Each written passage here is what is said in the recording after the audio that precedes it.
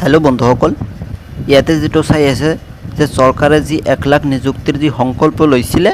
তাৰে 1 লাখ নিযুক্তিৰ সংকল্প ইতিমধ্যে চৰকাৰে পালন কৰিব গৈ আছে আৰু কিমান গৰাকী মাথন অকল মাত্ৰ 106 গৰাকী প্ৰাৰ্থীলৈ আজি যেটো নিযুক্তি পত্ৰ বিতৰণ কৰিব আৰু এই নিযুক্তি পত্ৰ বিতৰণ কৰিব মুখ্যমন্ত্ৰী মহোদয় নিজেই মুখ্য অতিথি ডক্টৰ হিমন্ত বিশ্ব শৰ্মা ডাঙৰীয়াই নিজেই 106 গৰাকী প্ৰাৰ্থীলৈ নিযুক্তি পত্ৰ বিতৰণ কৰিব। ইয়াতে যেটো নিযুক্তি পত্ৰ বিতৰণ কৰিব কোন বিভাগত ইয়াতে আছে উচ্চ শিক্ষা আৰু ৰাজ্যিক শিক্ষা গৱেষণা পৰিষদৰ অধীনত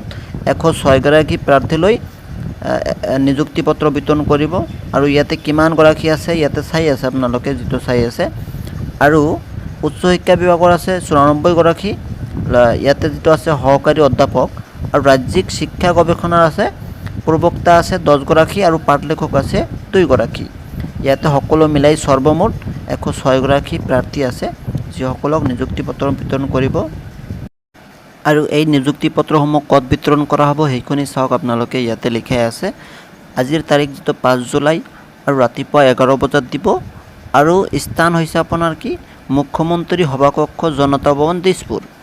আৰু এই স্থানত মুখ্যমন্ত্ৰী মহোদয় নিজে উপস্থিত থাকিব লগতে থাকিব শিক্ষামন্ত্ৰী ডক্টৰ অনস পেগু ডাঙৰীয়াই দুয়োজনে 106 গৰাকী প্ৰাৰ্থীলৈ নিযুক্তি পত্ৰ বিতৰণ কৰিব আৰু আপোনালোকে এটা চেষ্টা কৰক আৰু আজি আপোনালোকে এটা চেষ্টা কৰক মুখ্যমন্ত্ৰী মহোদয় ডাঙৰীয়াক দিছপুৰ ভৱনত সাক্ষাৎ কৰাৰ কাৰণে বহুত চেষ্টা কৰিব আজি আৰু চেষ্টা কৰিলে নিশ্চয় আজি যেটো সাক্ষাৎ কৰাৰ যি আপোনাৰ প্ৰচেষ্টা সফল হ'ব বুলি আশা কৰিলো আৰু আপোনালোকে আৰু আজিৰ যি লাইভ দিব এই লাইভত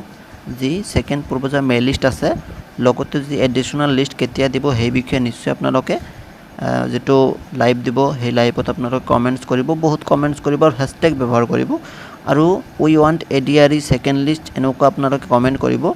আৰু যেটো আছে আৰু আজিৰ যি 106 গৰাকী নিযুক্তি দিব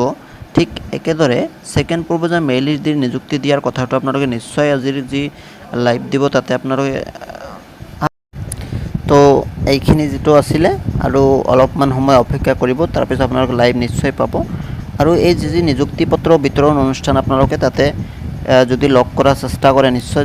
চেষ্টা সফল হ'ব বুলি আশা কৰিলো। এইখিনি আছিল, ধন্যবাদ।